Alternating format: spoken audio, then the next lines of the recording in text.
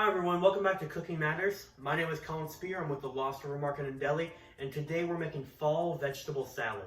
The ingredients you'll need today are a clove of garlic, apple cider vinegar, pepper, kale, salt, lemon, beets, Dijon mustard, fennel, walnuts, olive oil, apple, quinoa, and optional is goat cheese. The utensils you'll need today are skillet, pot, a small bowl, a large bowl, knife, cutting board. Okay, next we're going to cook our couscous. For our couscous, you want to have a 1-to-1 ratio. So however much couscous you're using, you'll want to use that much water. So I have 3/4 cup couscous here, so I have 3/4 cup water. Bring this to a boil and then add this in and cook until desired consistency. Next, we're going to rinse all of our ingredients. So apple, kale, lemon, beet, fennel.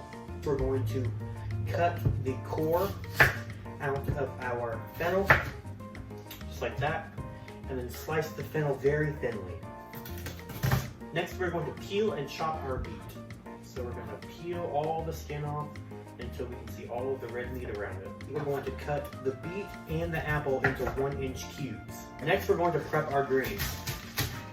So we're going to slice off the crunchy ends of it and then roll the grains into a tight log like this, and then just slice it so you get strips. Next, we're going to peel and mince our garlic. So I've already peeled mine, and you're just going to cut the garlic into very small pieces using a rocking motion with your knife. Now we're going to toast our nuts over medium heat for about 2 minutes until fragrant.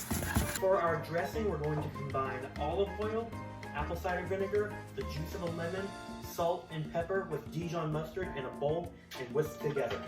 Once we have everything prepped, we're going to add everything in with our couscous. Once everything is added, we're going to give this a good mix. This is our final product all mixed together. This is a beautiful dish, perfect for fall, and it's delicious and nutritious.